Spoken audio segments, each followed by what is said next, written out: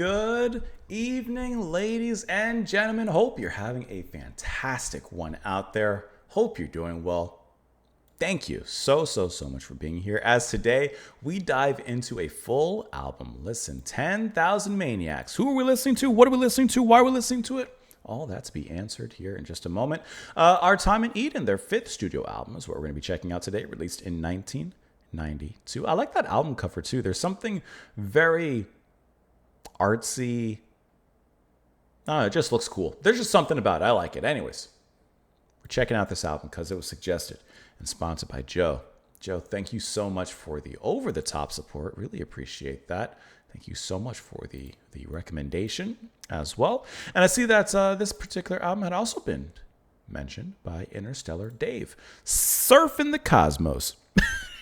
So, Interstellar Dave, thank you as well.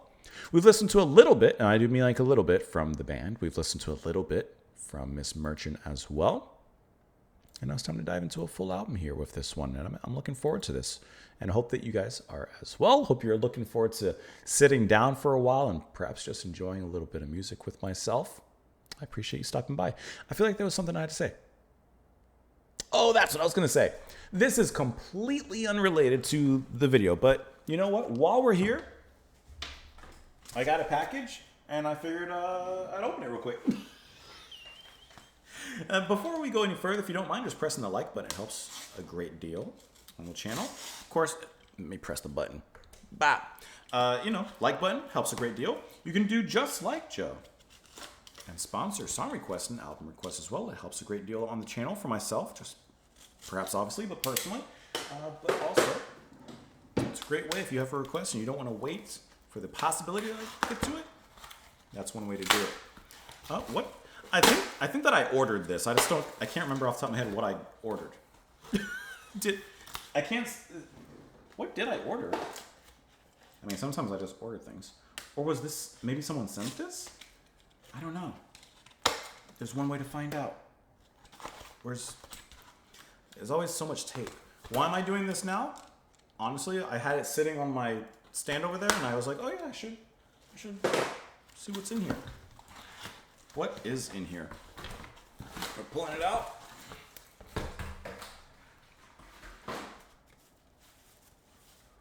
Ooh. Hey. Hello. We got some albums here. Scott Joplin, The Entertainer.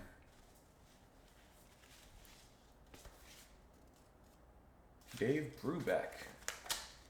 Miles Davis. Ooh, we got some really cool stuff. Columbia Jazz Festival. I see. I was wondering about that. This is what I ordered. I was wondering, because I'm like, I didn't order any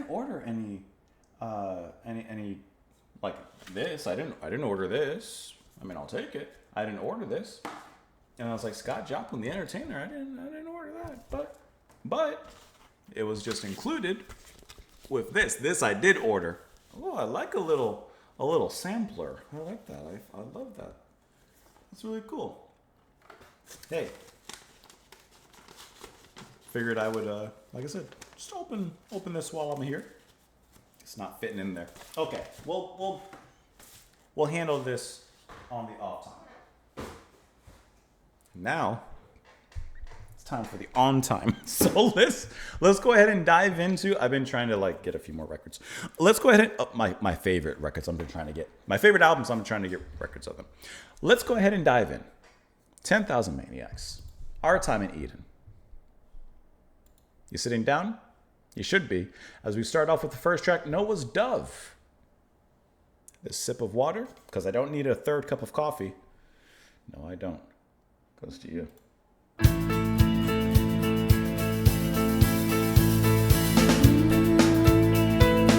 Right into it.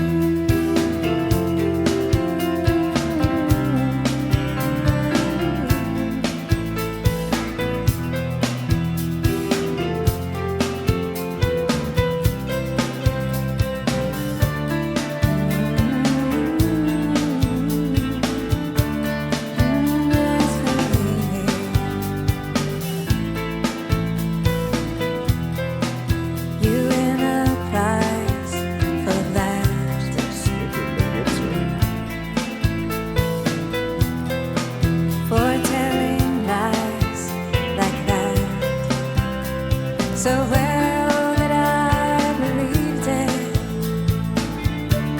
I never felt cheated.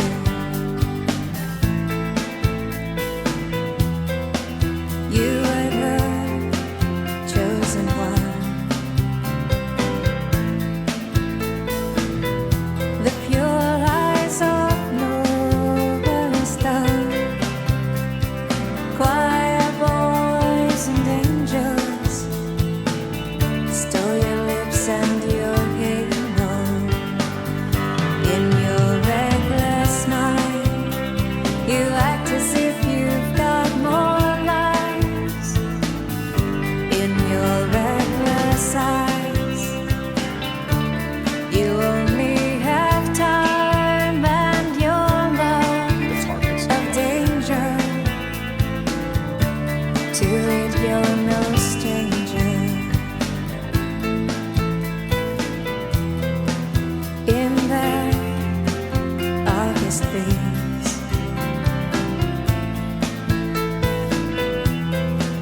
of those forgotten trees, your time is set for leaving. Come a colder season. In your reckless mind, She separates the lines you a bit. act as if you've got more lives. In your reckless eyes, it's never too late for a chance to see some final breath of freedom.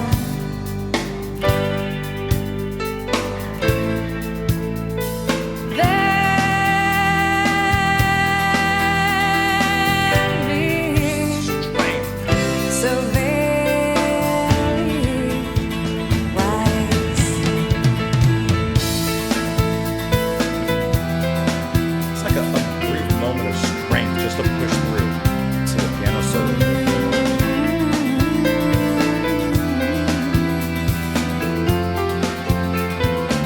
Don't reveal it. I'm tired of knowing where it is you're going. In your reckless mind, you act as if you've got more lives. In your reckless eyes, you only have time and your love of danger. To it, you're no stranger. In your reckless mind, you act as if you've got more lives. In your reckless eyes, it's never too late for a chance to see some final breath of freedom.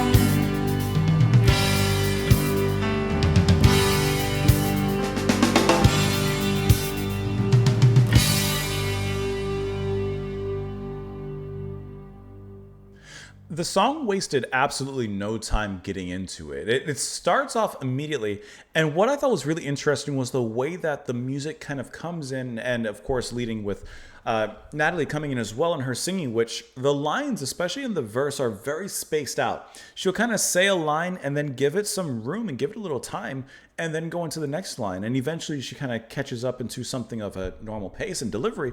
But I thought that was really cool how she kind of captures that essence that the band has put down from the beginning. Because like I said, this track starts off quick. Let me pull it back up here. It goes off, right? And the piano playing is gorgeous. I love the way that the piano kind of takes over the verse and of course the intro right here. But when the chorus comes in, then guitar comes forward instead of playing the back. So you're going to have Robert Buck on the guitar and all things string related, besides the bass, which is Stefan Gustafsson. But then you have the piano, which is performed by Dennis Drew, who's also going to be handling some organ and keyboards as well. I love Drew's lead. That melody is just bouncy, it's fun, it's very colorful, but also very sedated.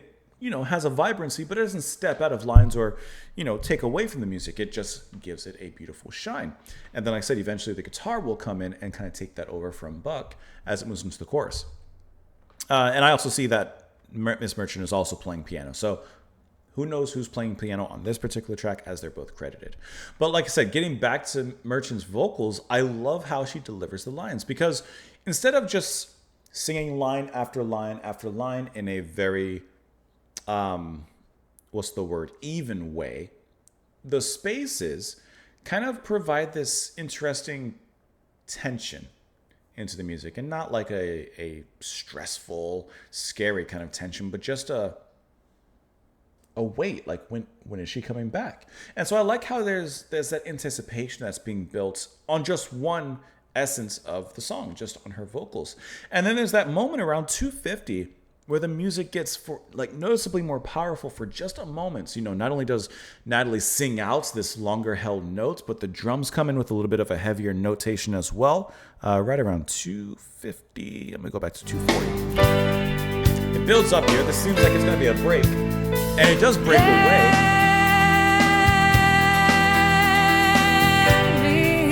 And then pulls it right back down, and then settles back into the verse. So it's just really cool how there's a little bit of a fill there, but it's really cool how there's that one breaking through the ice moment and then pull it back immediately, showing that strength, but then bringing it back to something subtle. I thought that was really, really well done. You win a prize for that, for telling lies like that. So well that I believed it. I never felt cheated. So obviously there's a sadness, there's a regret, there's a hurt that's happening here. And as we're diving into the lyrics, I also feel like perhaps that's why, artfully, she's kind of hesitating in the lines. Perhaps there's a pain behind each line that she's saying, and there's that, perhaps, choking in the throat, so to speak, where she's tearfully kind of getting these words out through the hurt, through the pain, but then that strength and resilience comes through as she goes ahead and continues each line after feeling betrayed. You were the chosen one, the pure eyes of Noah's dove. Choir boys and angels stole your lips and your halo. Stole your lips and your halo. Stole your words. The things you said used to be so sweet, but they were stolen in a sense. They're gone. And your halo, your innocence, your divinity, gone as well. Noah's dove. After the flood, the dove was sent out to see if there was land, make sure the flood was over. So the pure eyes of Noah's dove, looking for land, looking for a home, shelter, somewhere to begin. But this was gone. This was taken. In your reckless mind, you act as if you've got more lives. In your reckless eyes, you only have time in your love of danger. To it, you're no stranger. You're no stranger to these risks, these reckless things. In that August breeze of those forgotten trees, your time was set for leaving. Come a colder season. That August breeze of those forgotten trees. Your time was set for leaving. Come a colder season. It's not too far away. It's almost like this person was destined, destined to leave. In your reckless mind, you act as if you've got more lives. It's never too late for a chance to seize some. Final breath of freedom. Freedom comes with a cost. Very wise. Don't reveal it. I'm tired of knowing where it is you're going. Almost as if, this has happened before. And they're saying, I'm only going here. But she's heard this excuse many, many times, and she doesn't even want to know where they're going. And it repeats the chorus from there. You can feel the hurt in the way that she says it. And I like, once again, that stronger note that she holds. And it's not like some crazy note that she pushes and holds it for 20 seconds. No, it's a moment. It's almost like a brief release of that pain, that frustration, and then bring it right back in. Let's move on to the next track here, which is These Are the Days. Not These Are the Days, sorry. These Are Days. These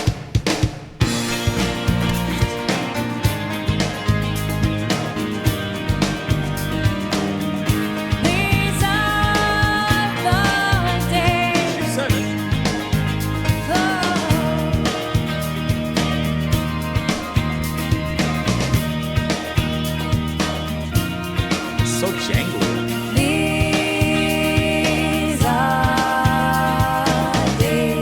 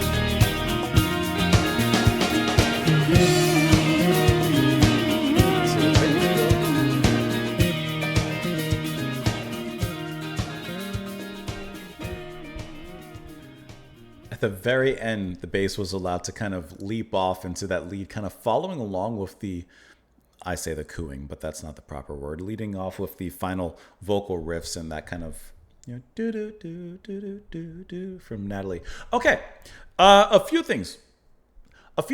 One, I'm looking, you guys can't see, but I can see as I'm listening to the album the number of streams that each song has had on the album. And this one clearly is in the lead at 37 million streams as compared to the next highest, which would be Candy Everybody Wants, which is about 6 million streams. So that tells me, okay, this is a popular track, but probably also a single from the album, which it has a Wikipedia article, and it does, it's a single from the album. The chorus in this one, and some of the melodies sound a little familiar to me. Like, it's definitely possible that I've heard this song, or at least that chorus, somewhere. Like, was this used in a TV show somewhere? Because I've never really listened to the radio that much, so I can't really speak for sure on that end. But it just sounds like I've heard this in a TV show or something somewhere. I'm just looking here. It reached number 1 on the U.S. Billboard Modern Rock Tracks in '92.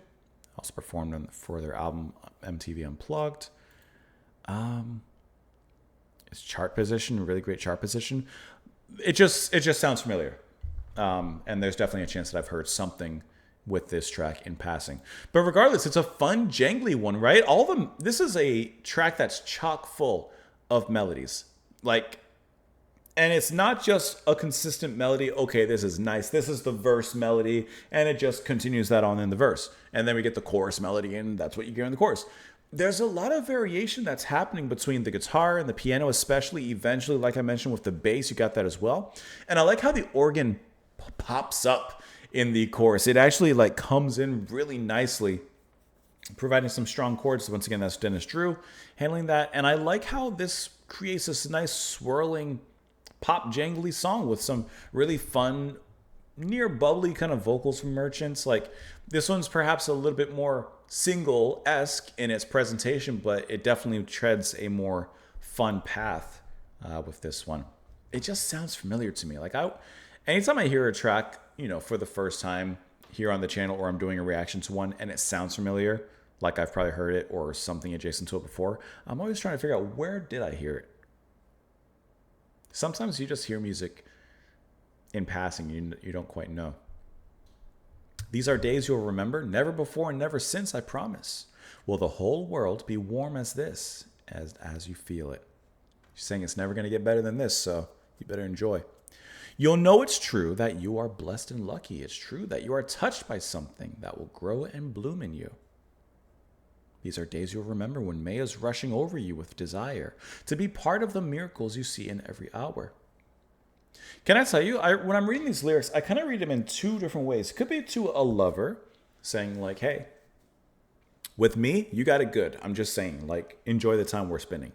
But I also kind of read this in almost a maternal way, in which perhaps she's kind of speaking to a child, basically saying, enjoy your youth, enjoy these days in which you have all the time and the freedom in the world to kind of do whatever you want and run around, and be part of the miracles, like she says, in every hour, be part of life.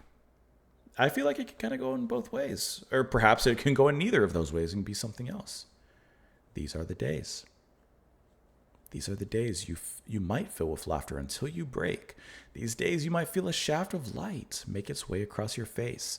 And when you do, you'll know how it was meant to be. See the signs and know their meaning is true. You'll know how it was meant to be. Hear the signs and know they're speaking to you. Perhaps not literally, but it could be. But being open and exposing yourself, but really having the openness to see life. Not just see life and, but have a certain presence of mind and see life. I think that is something that, of course, when you're older and even when you're younger, you get caught up in the day-to-day and, just life and stuff. But sometimes to really sit and be present in the moment and look at a blade of grass and just appreciate, wow, this is life that is growing, the soil like a tree. And I know it sounds kind of hippie, but I do think of these things. I stop and I think when I'm stuck in traffic, And the person in front of me cut me off. You know, I'm not an angry person, period, so that, I don't get any sort of anger. But I always think, like, listen, they could be going through something, have the presence that that's another person. They have their own life and they're alive. Like, I don't know. I think about weird, beautiful things like that. Let's move on to the next track here, which is going to be Eden. Let's enjoy our time in it.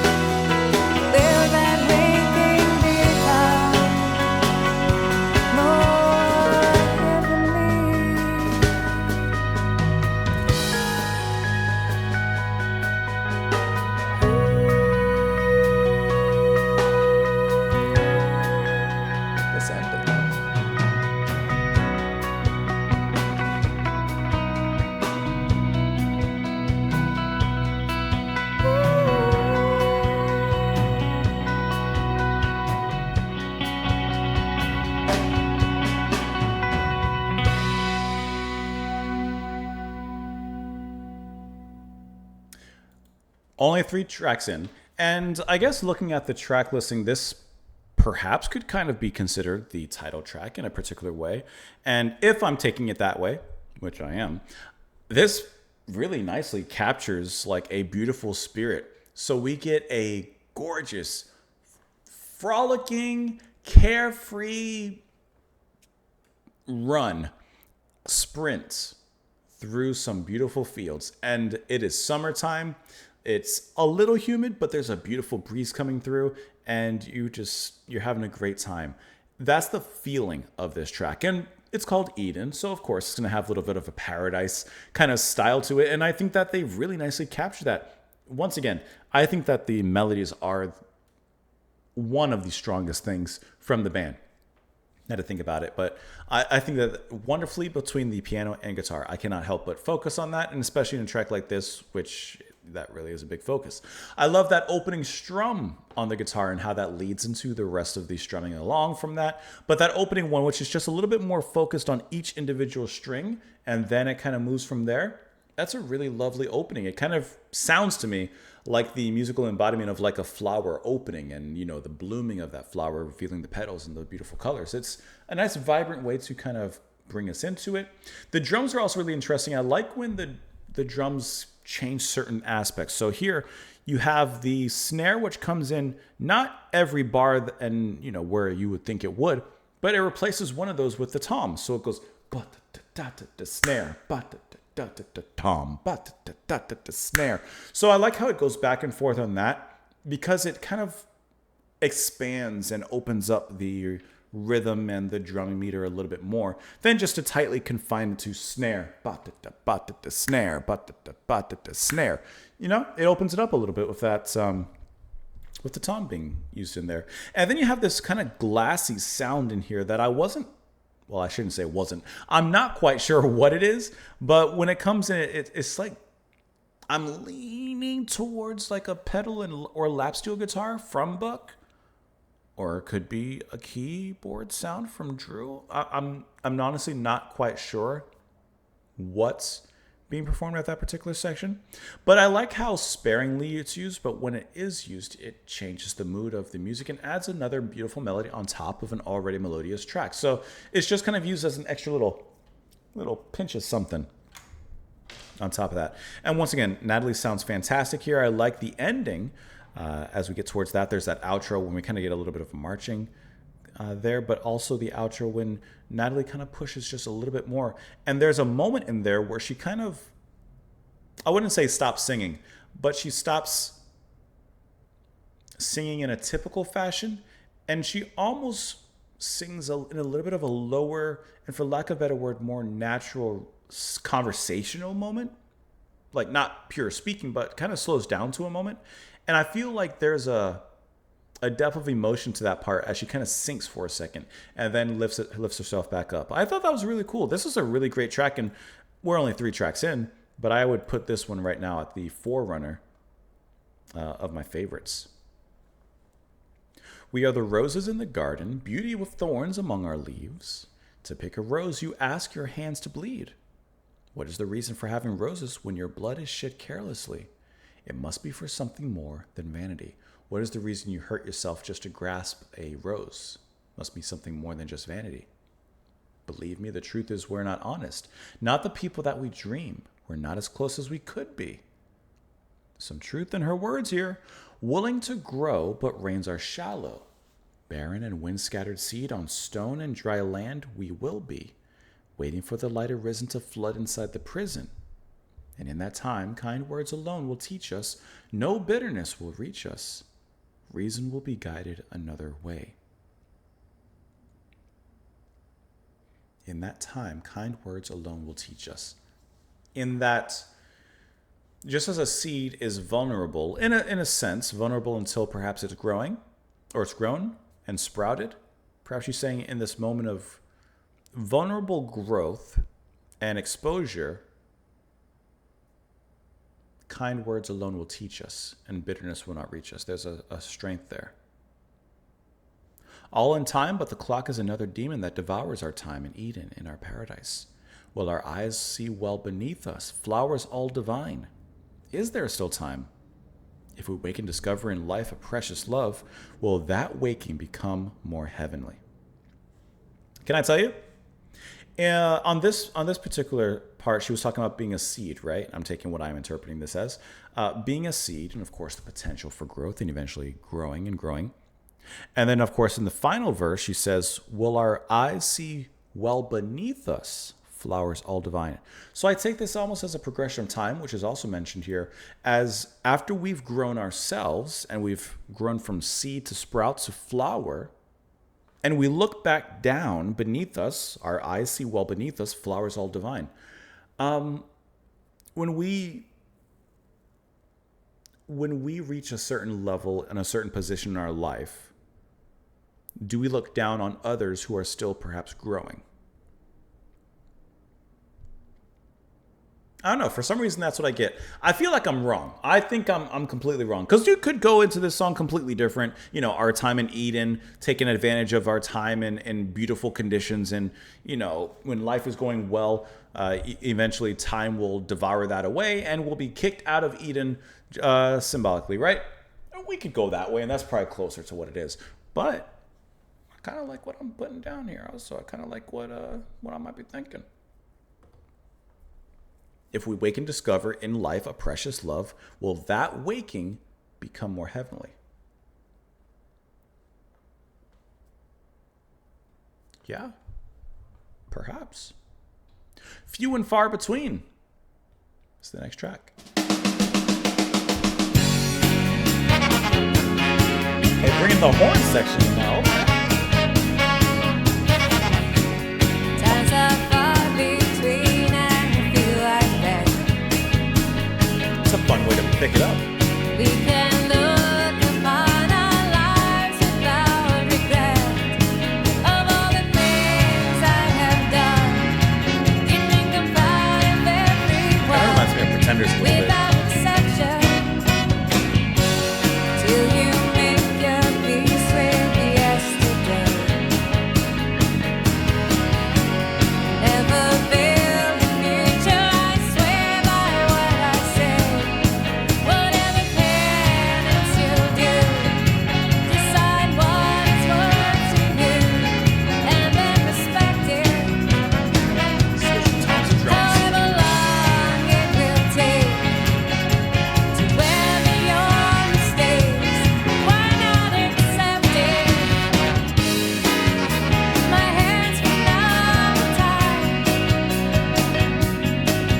and your body frozen on the wilderness paralyzed. When will you ever set aside your pain and misery?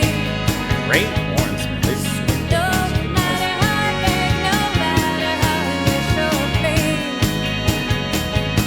you'll never be more than alive. You'll never do more than survive till you expect it. Do you wanna build a world with our lives?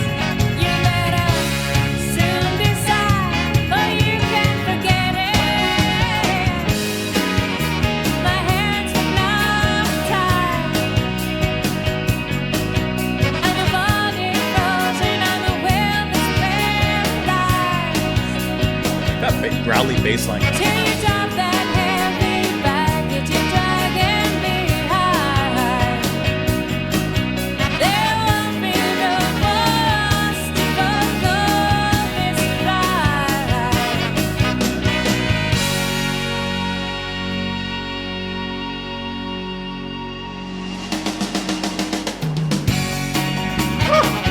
Okay, I thought I didn't know where it was going.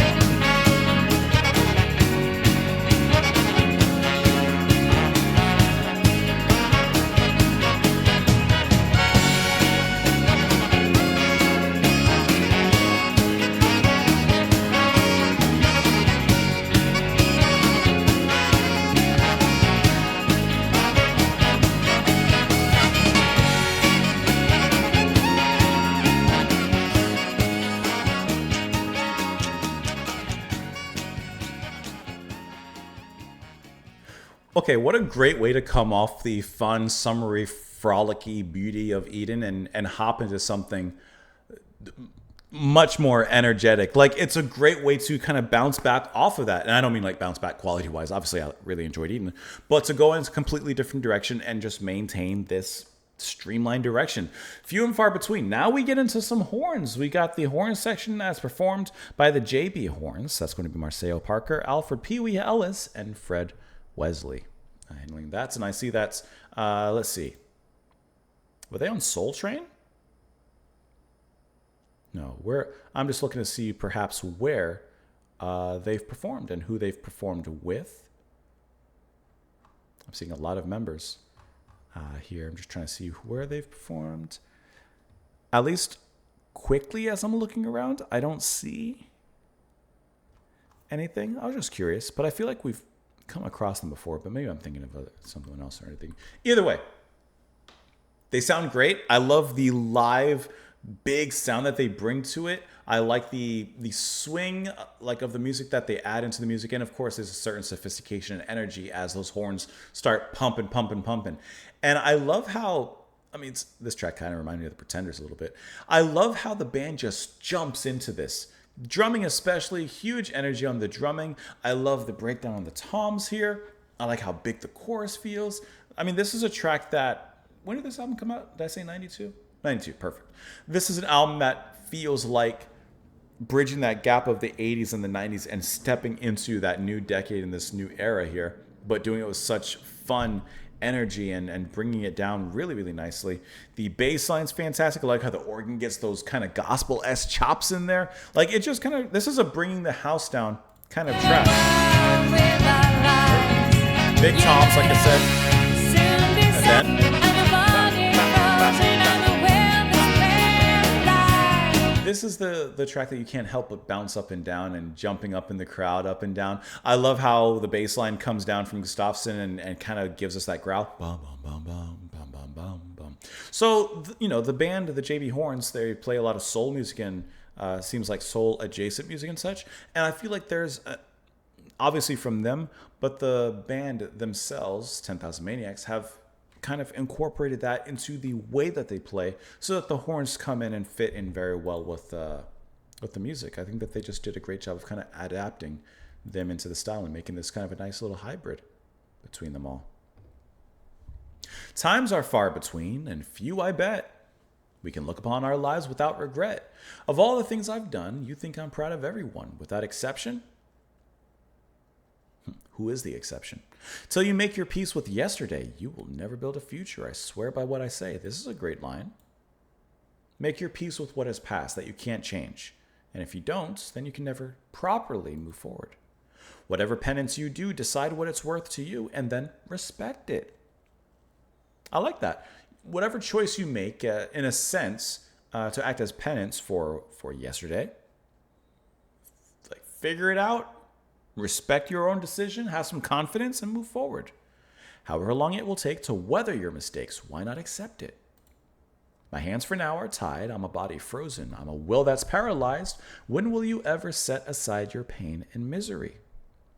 No matter how I beg, no matter how I wish or plead, you'll never be more than alive. You'll never do more than survive until you expect it.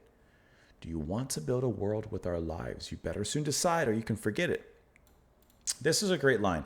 You'll never be more than alive. You're alive, but you're not living. You'll never do more than survive. You may be surviving, but you're not living. Until you expect it, perhaps feeling like it should be handed to you. Perhaps there's an aspect of selfishness that this other person needs to get over. Repeats the chorus there again. My hands for now are tied. I'm a body frozen. I'm a will that's paralyzed. A will, something that wants to enact, have some sort of action, some sort of movement, but paralyzed. Till you drop that heavy baggage you're dragging behind, there won't be room for us to both go on this ride. I like the physicality that's brought on there. Think of a bus or a train. You're bringing all this baggage on. Well, you can't bring the baggage on if you expect me to get on and sit next to you. So leave the baggage behind, and maybe this will be a nice little trip. Bring it on, then you're going on it alone. Stockton Galladays. Here we go.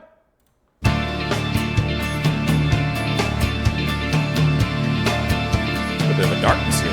That summer feels too high, with first-class stars and lightning, wild apple blossoms everywhere.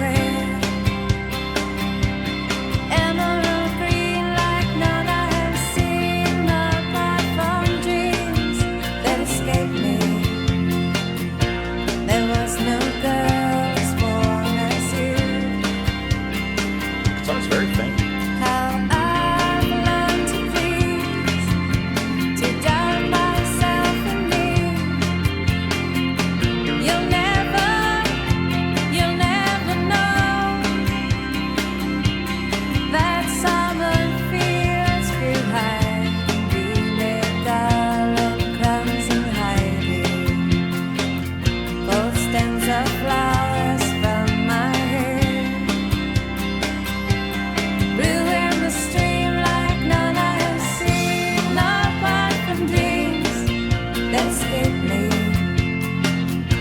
There was no girl as bold as you. How I've learned to please, See, that's that drum change getting smaller. You'll never know. You'll never know. I like how I changed it to this slightly darker blue and it lightens up.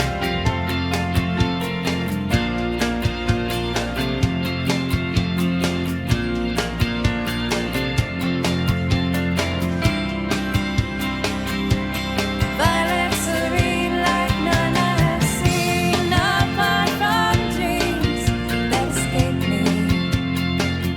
There was no girl as warm as you. How I learned to please, to doubt myself and me. You'll never know. How I learned to please, to doubt myself and me. You'll never know. You'll never know.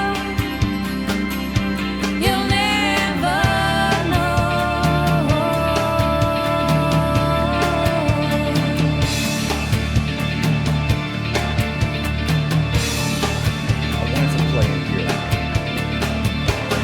That summer fields grew high. We had wildflower fever. We had to lay down where they grow. I've learned to hide, locked inside you. These supplies to show, but you'll never know. You'll never know.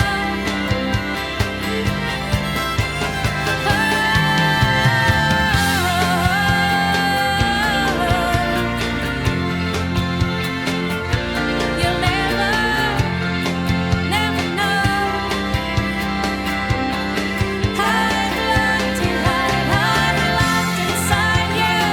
These supplies to show, but you'll never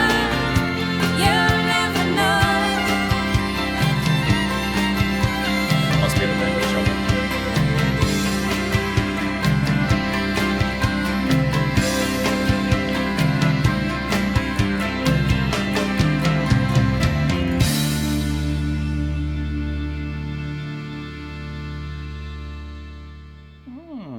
Okay, so Stockton Gala Days. If I'm being honest, the first half of the track, I was like, okay, at this point, we've kind of heard this sound from them, and nothing was really standing out. There was a nice little guitar riff back there, right? Some quick riffing back there, and it's a nice track, but it doesn't stick out the same way that the previous ones have so far on the listen. So in the first half, I was like, okay, it's fine. The second half, however, begins to get a little bit more interesting. So in the very beginning of this track, you have a little bit of a slightly darker sound that feels like a storm cloud coming in from the distance over the horizon. You know, the way the chords play on the guitar and the way the bass moves around. It kind of has this morphing sound to it, and then it blooms and brightens up, and we're back into, like I said, kind of normalcy. But the way that they expand upon that in the second half of this track and kind of take it from there, that's what I was wanting. Because I felt when it came in on that halfway mark, I was like, I hear it, and I feel like this storm is actually finally going to let loose some rain. And boy, do we get a little drizzle here. Especially because this track features some violin, it seems, on this one. I'm looking through the personnel list. You're going to have Mary Ramsey playing the violin on this particular track, and it sounds absolutely gorgeous. It's somewhat simple in approach. It's just a singular violin and playing a beautiful lead melody on top of it, but man, does it change things. It's like a cool, you know what? It thundered, well, actually it didn't really rain too much, but we had a lot of dark clouds that were coming. It said it was going to like storm, be crazy and everything. And it's lovely to go outside at this particular point when it's overcast and it's about to storm. The air changes, the mood changes. It's not as hot, even though the humidity is still there. There's that stormy breeze that begins to kind of blow. And I feel like Ramsey's violin comes in and kind of acts like that. Like She brought the storm. And I like how it wasn't like some crazy, Iron Maiden kind of storm, but it was just like this little change, and it was actually acting as the fulfillment of that little bit of a dark cloud melody that was promised before. So just really liked what happened there. Also, you have on this track, I'm guessing, because at the end, along with that violin, you heard a little bit of ding, ding, ding, ding, ding, ding. So I'm assuming that's also going to be Buck playing the mandocello, which he's credited with playing on the album. Sounds like it, because it does have that mandolin kind of resonance. It's very thin. It has a slightly thinner sound than the usual. So the back half of this track, really, really like that. And once again, some nice expansive drumming from the drums. Like, really like where we went here on this track at the end. First half, fine. Second half, we're doing something. We're getting somewhere. We're putting something down, and I'm picking it up. That summer fields grew high with foxglove stalks and ivy, wild apple blossoms everywhere, emerald green like none other or none I've ever seen. Apart from dreams that escape me, there was no girl as warm as you. How I've learned to please, to doubt myself in need. You'll never know. You'll never know these thoughts, these inner thoughts that I have. That summer fields grew high, we made garland crowns in hiding, pulled stems of flowers from my hair, blew in the stream like none I've ever seen. Apart from dreams that escape me, there was no girl as bold as you. How I've learned to please, to doubt myself in need, you'll never know. Violet Serene. I like how we're getting a lot of colors, but also a lot of floral words in here, and garland crowns and apple blossoms, foxglove stalks, and ivy, emerald green. Like I said, there's a lot of colors and florals and nature involved here in this bond between them. Summer fields grew high. We had wildflower fever. I like that. We had to lay down where they grow. How I've learned to hide, how I've locked inside. You'd be surprised if shown, but you'll never know. You'll never know how I've learned to hide it, locked inside. You'd be surprised if shown, but you'll never, ever know. Now, this could go in many different ways. She has this strong bond with this other person. She says there's no girl as warm as you. So maybe she has a secret crush on this girl. Maybe she's in love with her, but she doesn't want to reveal herself. Maybe she doesn't want to out herself or something like that. That's how I read it. Like she feels these beautiful, strong feelings for her, but she just doesn't want to let her know. You'll never know. You'll never know. Stockton Gala Days. Let's do a Google. Stockton Gala. I'm curious if this is an actual thing. No. Then let's learn something else. Where is Stockton? Stockton, California.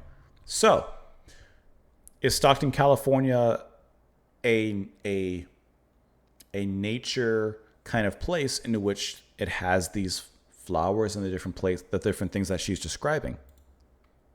Let's see, Stockton, California. I'm looking. Seems like a nice little city. Because my head would be, or my thought is there some nature, like a field, that could relate to the feelings that she's saying? And so the gala days are these beautiful days of, dressing up, not literally necessarily like a gala, but, she does mention, the flowers in the hair and garland crowns. So there is a gala of sorts. Just those memories are here. Could be. Oh, you know what? I haven't painted in years. This would be such a great painting. I would love to paint that.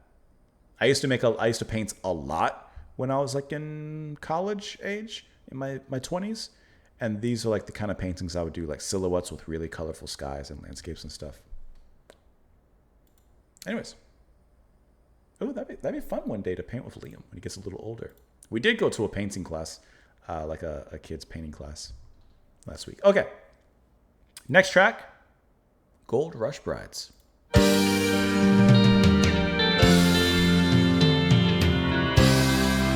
There's that slide. There's that country slide.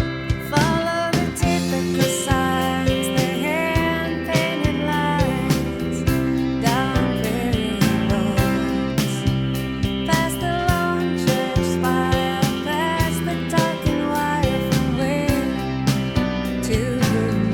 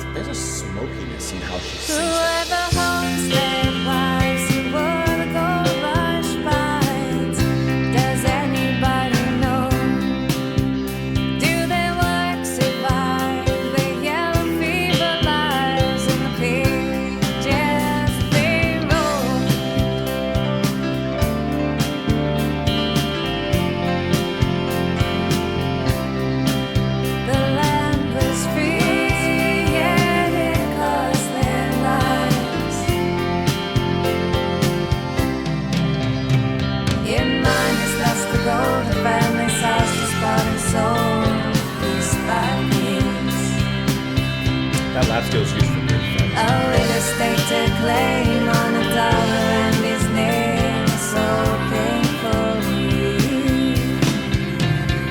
In letters mailed back home, the eastern sisters they would mourn as they would be. That constant madness, childbirth, loneliness, and grief. That constant madness, childbirth, loneliness, and grief.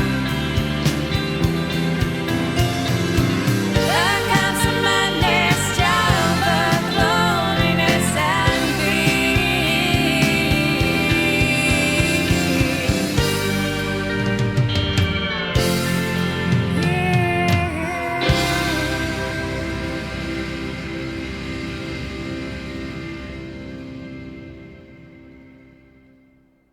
So, actually, I'm going to see something. Is the band from California? Not only with that Stockton thing, but also now Gold Rush, heading out to California. Origin, New York. Okay, never mind. I was just curious if like that's where they're from, and so maybe they're drawing influence and stuff from there. Okay, I like how Gold Rush starts and kind of throughout carries a very Western kind of vibe. Going thematically with Gold Rush, you got the obvious with the slide guitar, the well, I like that. Cool.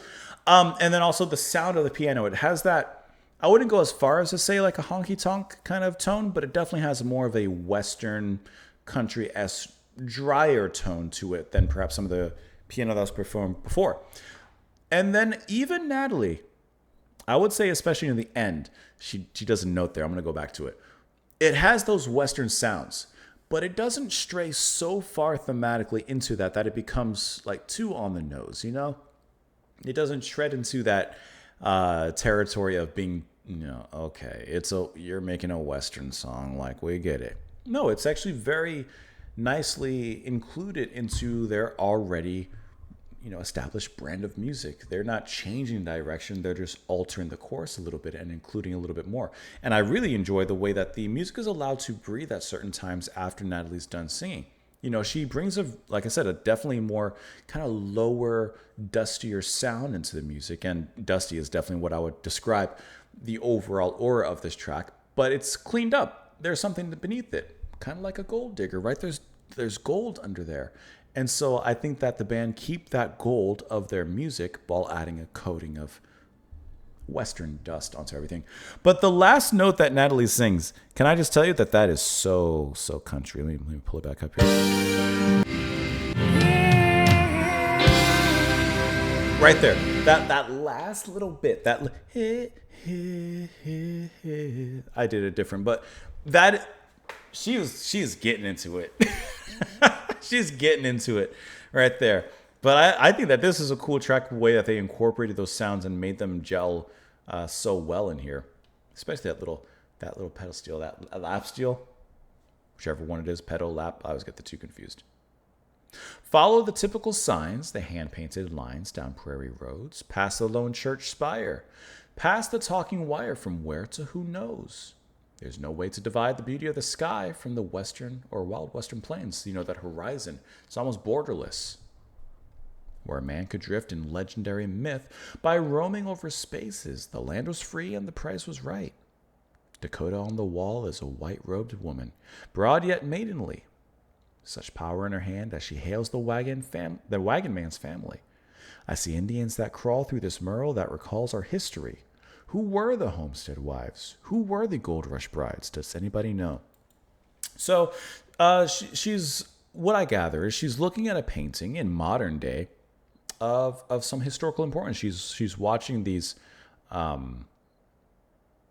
people, what's the word? What's the word? I just lost it. But the men of the prairie who are out searching for gold, during the gold rush, and they're bringing their families along with promises of gold in California, and will it be there? And she's just kind of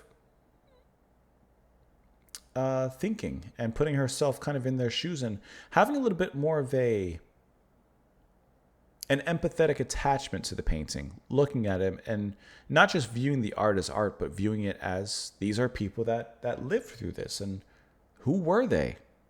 Who were the homestead wives? Who were the gold rush brides? Does anyone know? Almost asking like, does anyone think about this? Do their works survive their yellow fever lives in the pages they wrote? The land was free, yet it cost their lives. In miners' lust for gold, a family's house was bought and sold piece by piece.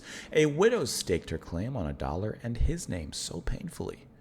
In letters mailed back home, her eastern sisters, they would moan as they would read accounts of madness, childbirth, loneliness, and grief. I really like the theme of this track as Natalie kind of looks at, I'm assuming, looking at a painting of this historical gold rush and really thinking deeply upon it and thinking back to the history. It's almost as if she's at a museum, perhaps, and following the progression of not only the families that went out in search of gold, but even their letters back to their families back home, where their home was, of the good, the bad, the tragic, and etc. I don't see anything on here with any extra information that's perhaps where the idea of this comes from. But it seems so, at least just based on reading the lyrics there, which I think is really cool. Let's move on to this next track here, which is Jezebel. Here we go.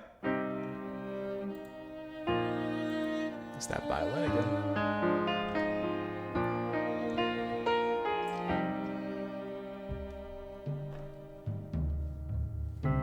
To think of my task as chilling, to know I was carefully building the mask Nice I internal was run. wearing. For 2 years swearing I'd tear off. I've sat in the dark explaining to myself that I'm straining too hard for feeling. I ought to find easily. Called myself Jezebel. I don't believe. Before I say that the vows we've made weigh like a stone in my heart. Family is family. Don't let this tear us apart. You lie there, an innocent baby. I like the I volume feel control. like a thief who is raiding your home, entering and breaking and taking in every room. I know your feelings are tender, and that inside you the embers still glow, but I'm a shadow. I'm only a bed of black and cold. Call myself Jezebel for wanting to leave. I'm not saying I'm replacing love for some of the world. To describe the sacred tie that bound me to you, I'm just saying we've mistaken one for thousands of words. And for that mistake, I caused you such pain that I damn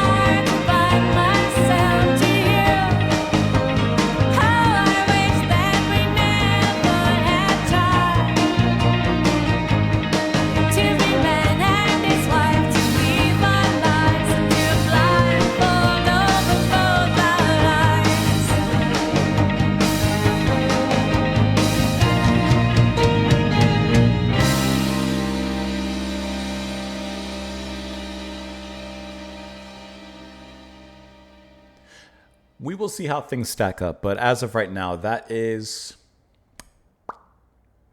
one of the top tracks on the album. I was trying to think of it in comparison with Eden. We'll come back to that. We'll come back to that. But right now, Jezebel is one of the top 2 tracks on the album. And of course, we still have a little bit to go, but I'm feeling like at this point, if you're listening to the album with me, or perhaps you listen to it on your own at some point and, you know, you're just kind of reminiscing with me, this is a showstopper on the album. This is that powerful, emotional, swelling track. The violins return in beautiful force as you have a quartet that's involved here. I love the volume control, especially the subtlety with the drums in the beginning.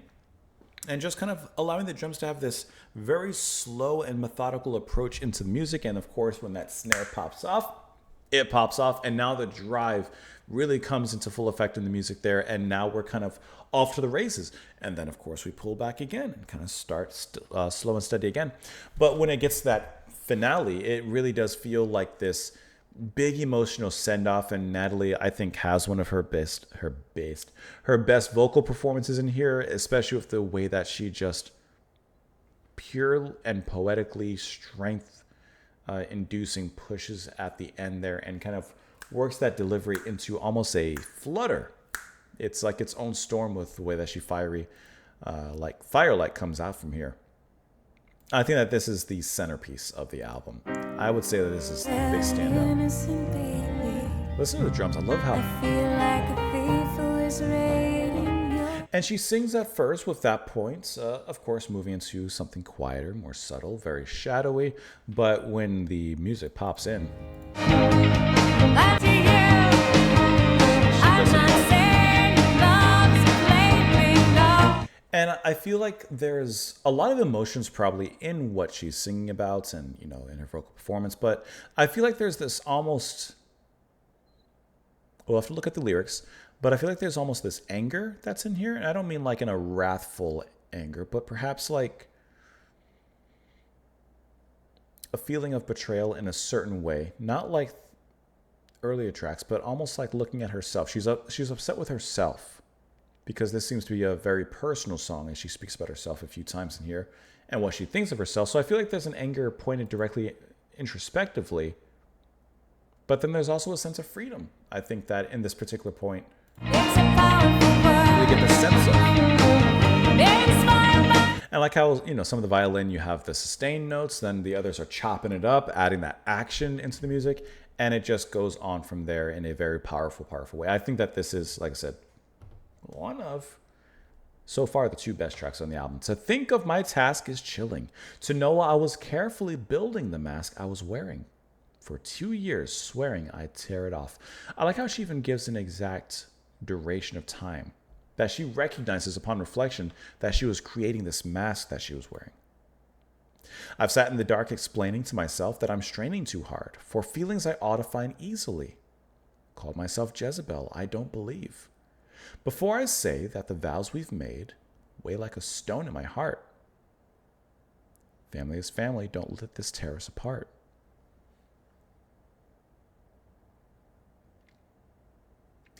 This feeling of making a mistake. There's that self-anger, weigh like a stone in my heart. You lie there, an innocent baby. I feel like the thief who's raiding your home, entering and breaking and taking in every room. I know your feelings are tender inside you, the embers still glow. But I'm a shadow, I'm only a bed of blackened coal. Call myself Jezebel for wanting to leave. Being in an unhappy relationship and feeling stuck. I'm not saying I'm replacing love for some other word to describe the sacred tie that bound me to you. I'm just saying we've mistaken one for thousands of words. And for that mistake, I've caused you such pain. That I damn that word. I've no more ways to hide. That I'm desolate. I'm a desolate and empty hollow place inside. See, this is like very vulnerable. And I always say this, but how strong for her to be so vulnerable and in a public way, like putting it on an album, right? I'm not saying I'm replacing love for some other word to describe the sacred tie that bound me to you. I'm not saying love's a plaything. No, it's a powerful word inspired by strong desire to bind myself to you. How I wish that we never had tried to be man and his wife, to weave our lives into a blindfold over both our eyes. Is this autobiographical? Let's read a little bit about. I'm assuming this was written by Natalie Merchant. This album came out in 92. Personal life. I feel like you guys have said this in the past.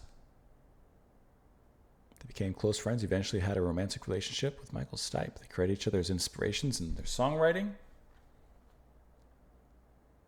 In 2003, we don't care about 2003. I was looking, so do you think that this song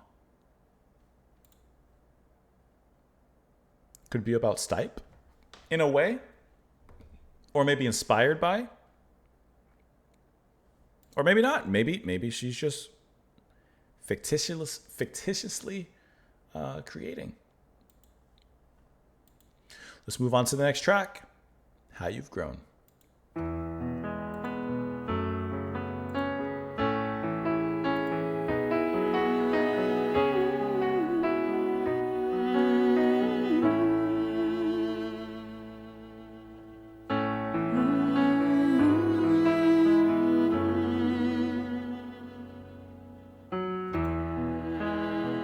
My, how you've grown. I remember that face from the childhood days too.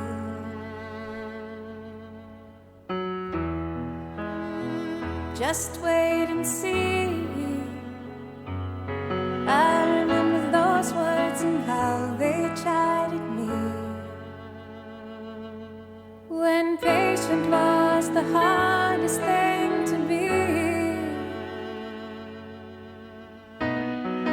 Because we can't make up for the time that we've lost, I must let these memories provide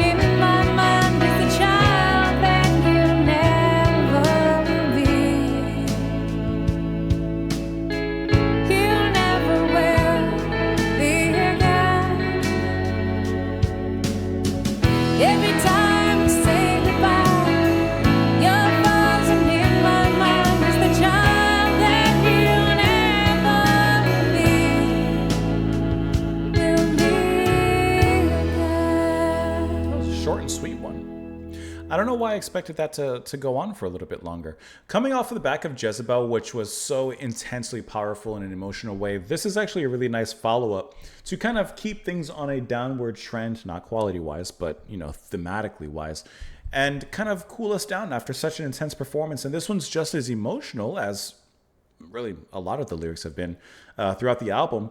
But this one kind of continues and pulls things down even further, kind of hitting the low end of the spectrum when it comes to music, right? It's much different than, the blasting horns, for example, of like Few and Far Between. Like this is on that lower end. And I like how the guitar plays so, I would say, detailed in the back, creating these little melodies that are very subtle, keeping a certain pace and a certain melody, of course, that Natalie can sing on top of in the piano and everyone else can kind of play. But there's a lot of little details that are happening in the guitar part of this from Buck. And I think you may have another lap steel or pedal steel. I'm not 100% sure. But there's definitely some keyboard action from Drew. It seems very subtle alongside of the piano, but there's like a few moments where it seems like you get a little bit of a chord back there. And in my ear, I know it's not listed. It almost sounded like a Wurlitzer organ back there or piano, but it might just be Hammond organ as he is credited with playing that.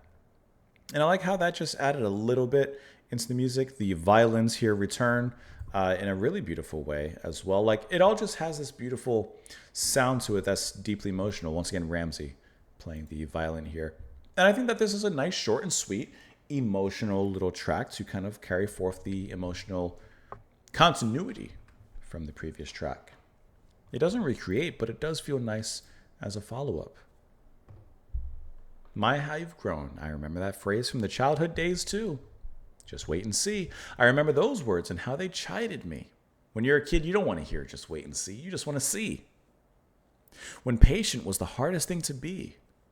Because we can't make up for the time that we've lost, I must let these memories provide. No little girl can stop her world to wait for me. I should have known at your age in a string of days the year is gone. But in that space of time, it takes so long. Because we can't make up for the time that we've lost, I must let those memories provide. No little girl can stop her world to wait for me.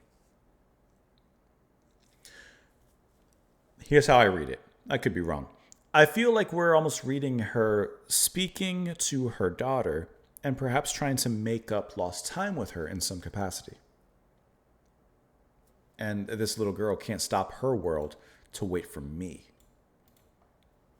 Every time we say goodbye, you're frozen in my mind as the child that you will never be, that you never will be. You never will be again. Perhaps that time has passed. Perhaps the child is older and she can't get that time back. I'll never be more to you than a stranger could be. I'm really getting that then. I don't know the personal life. Maybe it's not even Natalie who's writing this. I'm assuming, but I don't know. All songs are written in... Okay, so yes, it is Natalie. I don't know anything about her personal life. And all of this could, of course, just be made up, creative writing from certain points of view.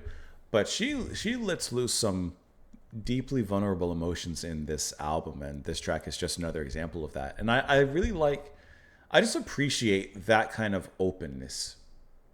Because that is very hard to do.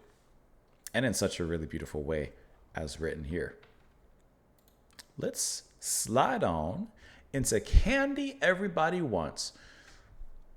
Candy Everybody Wants. Double bubble? There's your candy. Put this back up to a sweet track.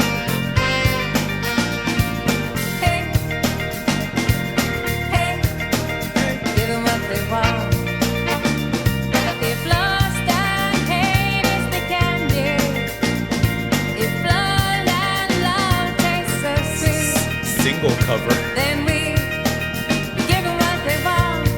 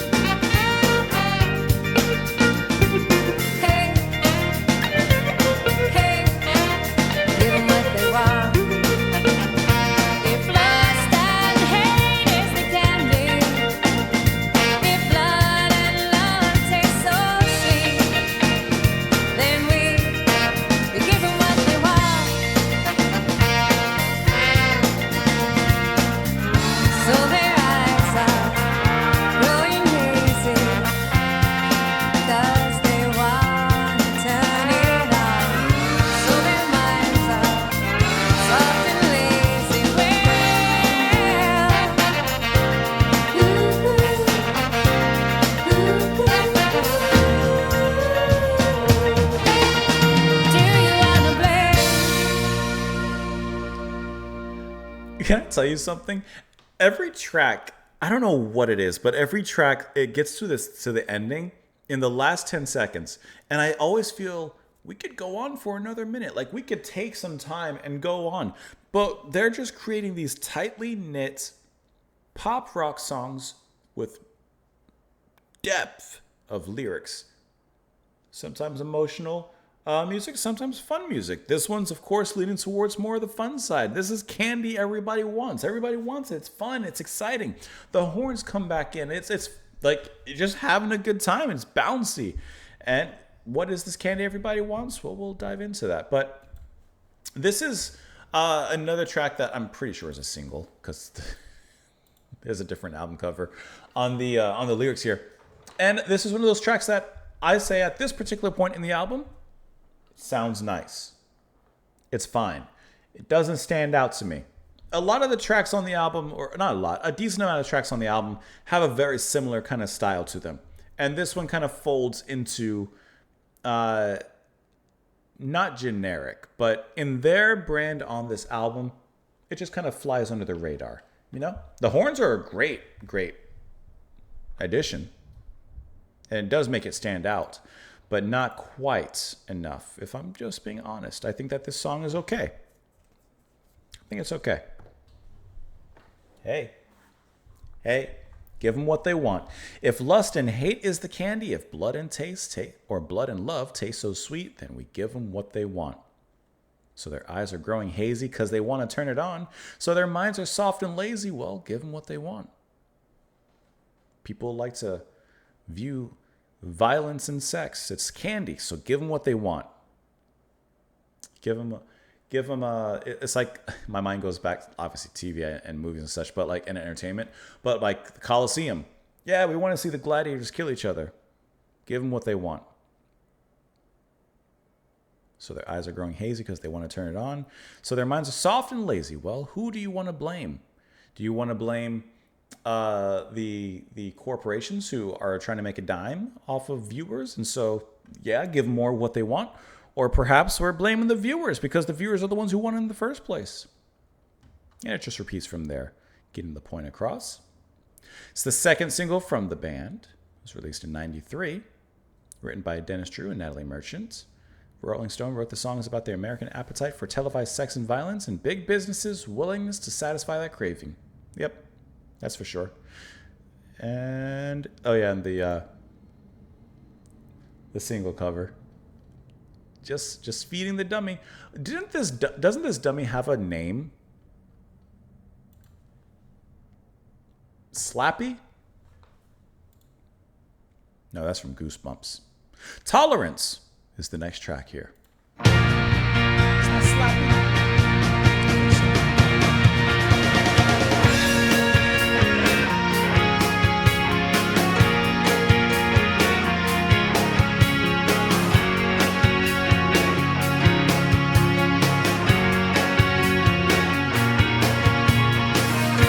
There's still and silence. It's torn with violence. A loud breaking sound in the night is made. Hear it grow, hear it fade.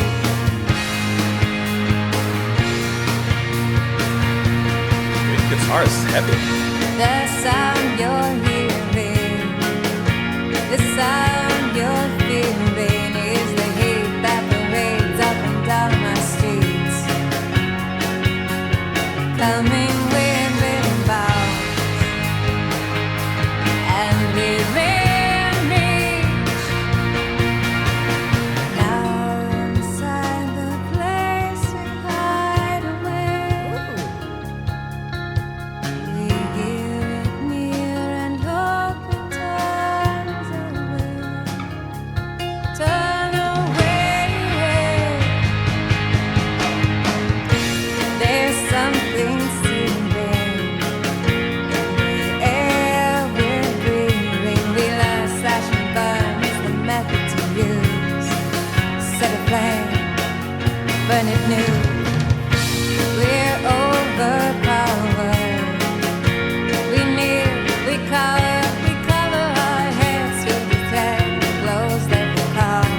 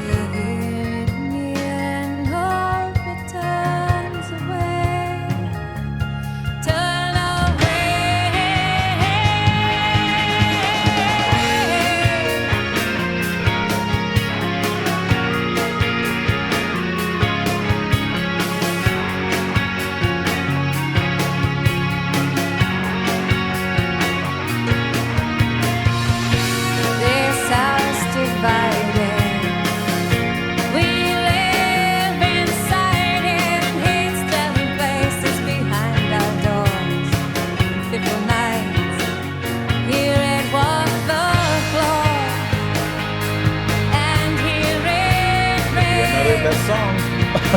As it moans and drags along its foreign chain, as it moves through this house, it can't escape.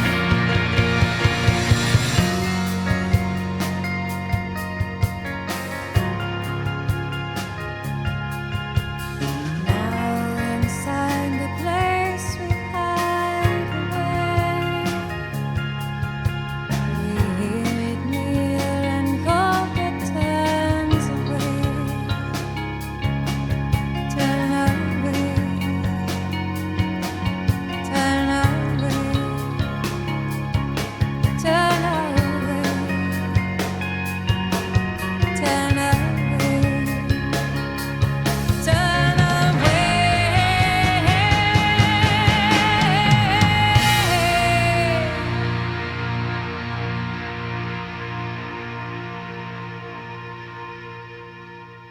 Yep.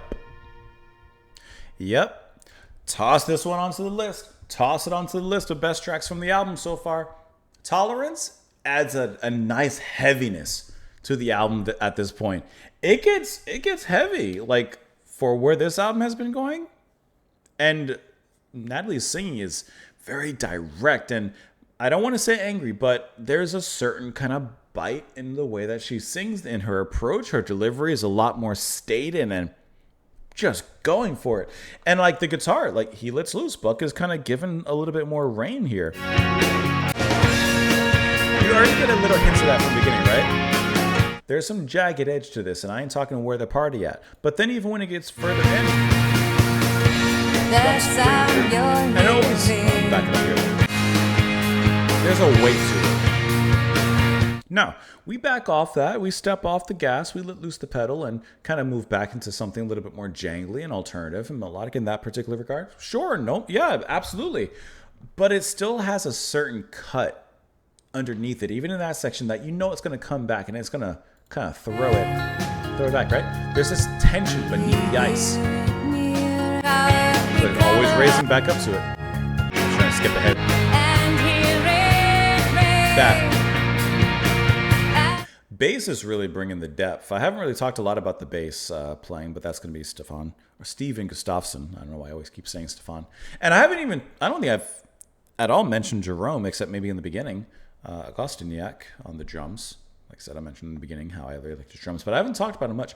But this track, they're all bringing the heaviness, especially the drums and bass, and guitar does a really fantastic job in here. But like I said, there's a really nice way that the band lets off the pedal and kind of coolly comes off that gas and then coolly accelerates back into it. It's not just when it moves from verse to chorus, it just jumps right into it. No, there's a stepping of the toes into the pool, and eventually, before you know it, your whole body's in there. But I really like this track a lot. It moves really nicely, too. There's a great flow in the nature of it. And the ending is, once again, before that. Let it build into that real quick. Turn away. Just one last bit. Turn away.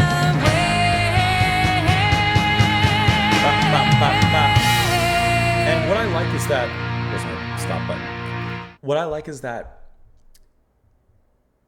there's a little bit of a slight unpredictable nature to the way the track moves. It could have gone on again at that particular point. It could have like gone around the bend one more time, but it doesn't. She said what she wanted to say. The band has said what they wanted to say, and why go any further? They just drop us off right there. And I think that that's a really like great decision, the way that they did. You know, like I've mentioned some tracks I want to go on like a little bit longer. That was the perfect amount of time for that track because it makes you want more. Always leave them wanting just a little bit. The still and silence is torn with violence. A loud breaking sound in the night is made. Hear it grow, hear it fade. The sound you're hearing, the sound you're fearing is the hate that parades up and down our streets, coming within bounds and within reach. It's close to you. This isn't something distant, not something you can turn away from. Now inside the place we hide away, we hear it near and hope it turns away. Turn away. There's something seething in the air we're breathing. We learn slash and burn is the method to use. Set a flame, burn it new. We're overpowered, we kneel, we cower, we cover our heads, feel the threat of blows that will come and damage. That will be done in its wake. Now inside this place we hide away, we hear it near, although it's miles away. We hear it near and hope it turns away. This house divided, we live inside it. Great, great cutting line. Hates dwelling places behind our door in fitful nights. Hear it walk the floor and hear it rave as it moans and drags along its ball and chain. As it moves through this is like the Babadook. Through this house it can't escape. Now inside this place we turn away. We hear it near and hope it turns away, turn away. But you can't hope it away. This is kind of like, the, what is it, the paradox or whatever it is, do you tolerate the intolerant? Tolerance can also be kind of a growing ground for intolerance if you tolerate intolerance. It's like there's that back and forth. And she's saying very powerfully here, it's right there. It's right near you. This isn't some distant issue. This is near you. What are you going to do? Are you going to hide and cower and fear and pretend it's not there? Well, it is there. She says it's right inside your house. The house divided. We live inside it. And it could be as close and personal as your household, or it could be as close and personal as your neighborhood, your county, your city, your state, your country, the world. Regardless, it's the house that we all live in. Great lyrics. Circle Dream is the next track here. Snappy.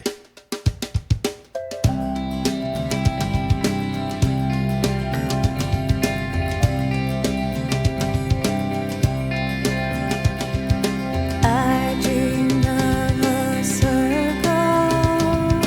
I dreamed of a circle round. I dreamed of a circle. I dreamed of a circle round. And in that circle I had made, but all the world's unformed, unborn yet. A volume, a sphere, that was the earth, that was the moon. That sounds like the sitar right there. That took me all around my room.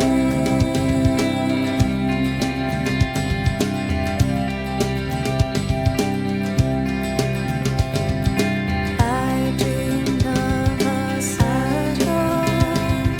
I dreamed of a circle round. And in that circle was a maze, a terrible spiral to be lost in.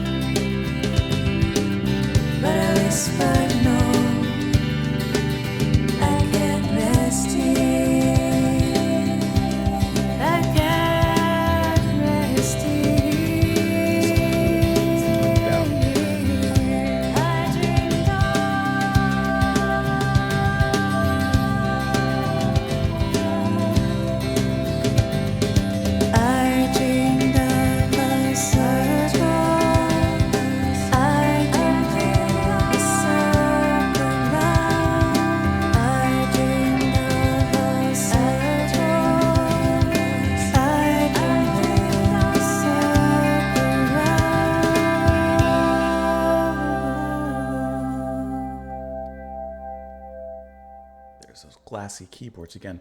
This is just a straightforward 3-minute, 25-second dreamy track. Natalie gets to expand into those dreamy, ethereal tones as she, I dream of a circle. Like, and it's repetitive, but I like how it kind of, to me, lulls myself into like a little bit of a tranquil place after some of the intensity we've had before and going through this album. This feels like a nice little just like float on the water, float in the pool and just kind of relax and feel the sunlight tickle your skin and the water waves gently, relax you. This is a very, very dreamy track, and I love the guitar and how it accents that. And like I said, that little bit of keyboard in there too, just making a nice, cool layer underneath the music. But it's really Natalie's vocals that just kind of bring you into this beautiful, serene place. This isn't a track that there's a lot happening on a different end, but regardless, the scenery that it sets creates a nice place to just kind of relax and let your thoughts drift away. She dreams of a circle, and perhaps we're swirling in it. I dreamed of a circle, I've dreamed of a circle round, and in that circle I had made were all the worlds unformed and unborn yet. A volume, a sphere that was the earth, that was the moon, that did revolve around my room. I dreamed of a circle, and in that circle was a maze, a terrible spiral to be lost in. Someone called Junji Ito. Blind in my fear, I was escaping just by feel, but at every turn my way was sealed. Well, the circle, if you're like part of the line of a circle, you're stuck. If you're inside the circle, perhaps you're stuck, kind of like a maze. I don't know. In that circle was a face. Her eyes looked upon me with fondness. Her warmth coming near, calling me sweetness, calling me dear. But I whispered, no, I can't rest here. Like, no, I can't stay here. So is the circle something of an opportunity, or is it an object of restraint? Based on some of the things that she says. A sphere that was the earth, that was the moon, that did revolve around a room. So it's around her, these circles. In that circle was a maze, a terrible spiral to be lost in. She's blinded. She was escaping just by feeling. But every way, at every turn, her way was sealed. She couldn't escape this spiral. But then the final circle, so to speak, is a face that's inviting, it's warm, and perhaps there's a feeling of complacency in the final circle. But at this moment, she says, I can't quite rest here just yet. So almost like 3 circles. The world revolving around her, perhaps meaning her life, a maze that captures her and restrains her, and then a face calling her home, in a sense, or calling her into complacency. Sweet complacency. She's just pondering on her dreams and what it could mean. And perhaps at the end, only she will know. Let's move on from the dreaminess of our circle into If You Intend. The snare always starts off so loud to me.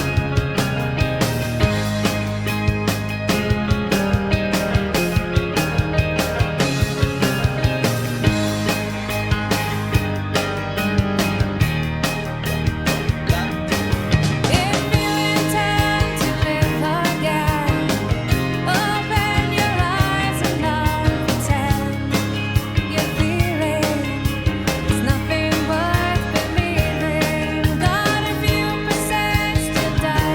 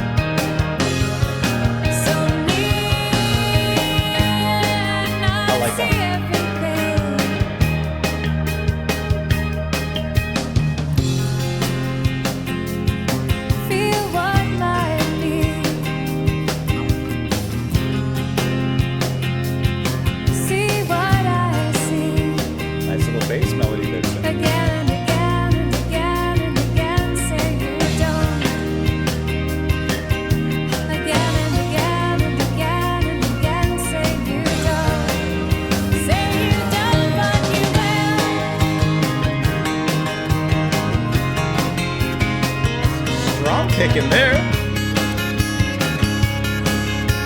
Say you don't, but you will.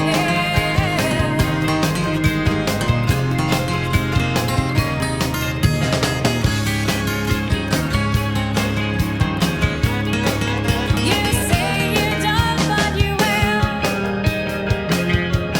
How can you be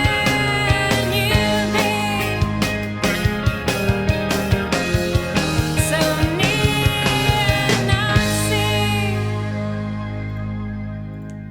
Yeah, that's a tight song. The ba-da-da, ba-da-da, ba-da, ba-da-da, ba-da-da, ba-da-da, da, da. That's a great way to get that for a little bit, then go back. Ba-da-da, ba-da-da, ba. That's a really fun one. And I love the, it's the banjo I think he was playing there. Buck is on the banjo on this one.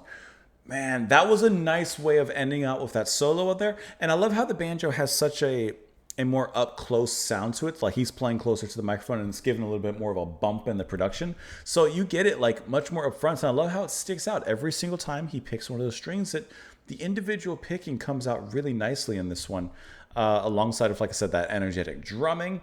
The bass has a nice warmth behind it. Of course, Natalie sounds great. But like this was cool. I cannot get out of my head the catchiness of the drums.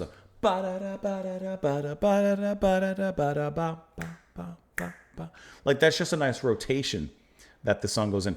And this picks up nicely after Circle Dream. That's a softer, not slower, but more dreamy focused, atmospheric focused kind of track. And this shifts from that into something with a little more pop to it, but not alienating and not so separate from what came before it.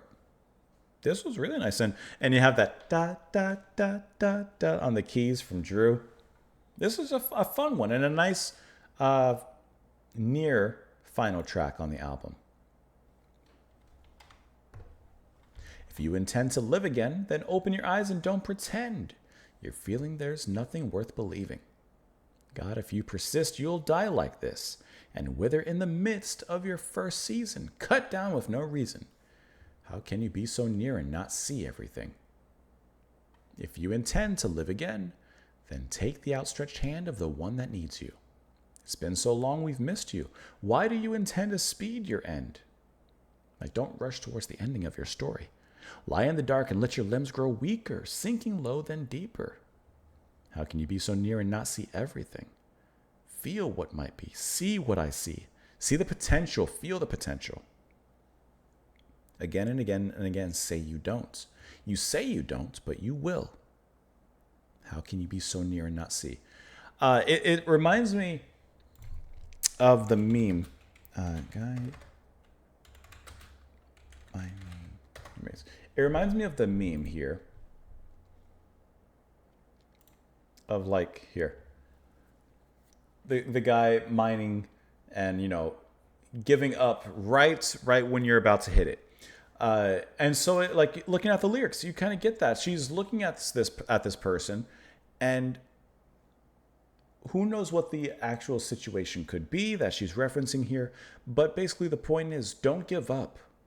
You're so close. Try and see what I see. Try and see what others see in you. Try and see your potential. Maybe the now is painful. Maybe the now is depressing. But look beyond the now. If you intend, what? To live again is what she follows it up with. If you intend to live again, she says, open your eyes. Don't pretend you're feeling there's nothing worth believing. Like, I love the strength of encouragement and the way that I'm picturing her speaking to a person who's down in whatever way and how severe it might be, and saying, listen, see what I see, feel what might be. And how many times does she say to do it? Again and again and again. How can you be so near and not see? Love the message in that one.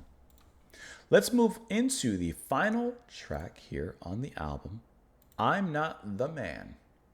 Who is? Every time it's there.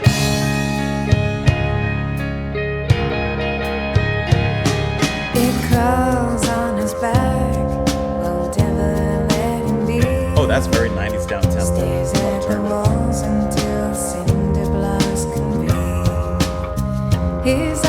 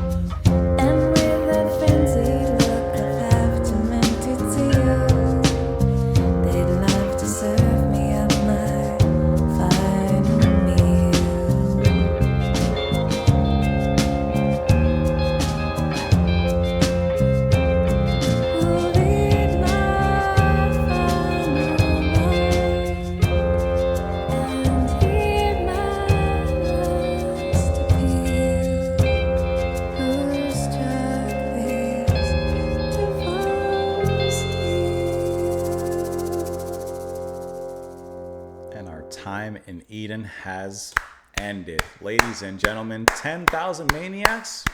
Our time in Eden final verdict. As we close out the song, I'm Not the Man. Okay.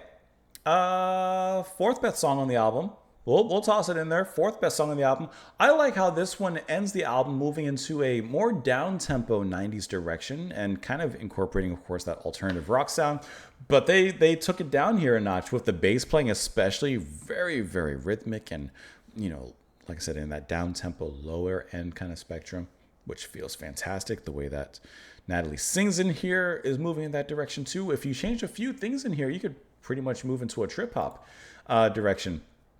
And I'm dumb because I mentioned it once during the track, but there's this drony sound in there that I really enjoyed and I couldn't quite figure out what it was. But I see that that's going to be Kim Laskowski and Atsuko Sato on the bassoon is what that is. And I couldn't identify it. I just heard this drony sound. I said, I like it. And it's very unique as well within the context of the track, but I couldn't tell what it was. I was thinking some sort of keyboard sound, but no. Just the bassoon. And I like how, you know, it's a unique instrument to bring into this context and it works really nicely in this one. I love the way the drums move in here. Like this one just takes things once again down a notch and it makes me wish like, man, can you imagine an album from 10,000 Maniacs in like a kind of trip hop direction would sound really cool. But they performed this one really, really brilliantly. Some really... There's the bass line moving. If you were to take out everything and leave the bassoon and the bass, it's a really cool kind of track there between the two. Really like the depth that they both play in because there's a lowness that they both perform in over there. It crawls on his back, won't ever let him be, stares at the walls until the cinder blocks can breathe. His eyes have gone away, escaping over time. He rules a crowded nation inside his mind. He knows that night, like his hand. He knows every move he made. Late shift, the bell that rang, a time card won't fade. 10:05, his truck pulled home. 10:05, he climbed the stair. About the time he was accused of being there. But I'm not the man, he goes free. As I wait on the row for the man to test the rope, he'll slip around my throat and silence me. So it's an innocent... Okay, so it's an innocent black guy who's getting framed for a crime he didn't commit. And because it says call out the KKK, so we can kind of connect the dots here. But I'm not the man, he goes free. As I wait on the row for the man to test the rope, he'll slip around my throat and silence me. On the day he was tried, no witness testified, nothing but evidence, not hard to falsify. His own confession was a prosecutor's prize, made up of fear of rage and outright lies. But I'm not the man, he goes free. And now with that full context in here, the way that Natalie sings truly does bring us sadness and a kind of a lack of hope, right? There's no hope. As the candle vigil glows, as they burn my clothes, as the crowd cries, hang him slow, and I feel my blood go cold. He goes free, call out the KKK, they're wild after me. And with that frenzied look of half-demented zeal, they'd love to serve me up my final meal. Who will read my final right and hear my last appeal? Who struck this devil's deal? And obviously all the more hard-hitting, because this happened, honestly, countless times. In history. That's a really poignant way to end the album thematically and musically incredible and a nice way to finish off the album as well. Looking at the album, it was their last studio album with Natalie Merchant on the vocals. It included her future replacement Mary Ramsey on violin and viola. The brass and woodwind section is covered by James Brown's band, the JBs. Maybe that's where I've heard them. The album had the working title of African Violet Society. This was a cool album to listen to. I would say my favorite tracks, in case it wasn't obvious, and from what I said before. All right, so Eden, Jezebel, Tolerance, and I'm Not the Man. I think that Jezebel would be my favorite song on the album. And then I would follow it with Eden, I'm Not the Man, and then finally Tolerance. If you were pulling my leg, yanking my chain, and jumping on my foot asking me what my rankings on the album would be. But what's your rankings? What are your favorite tracks? Let me know in the comments down below. Joe, thank you once again so much for the over-the-top supports and for the requests. I really, really appreciate that. I hope that you all enjoyed listening to the album alongside with me. Hope that you enjoyed, first and foremost, the music itself. Thank you so much for being here. Please enjoy the rest of your day. And I'll see you all later. Bye.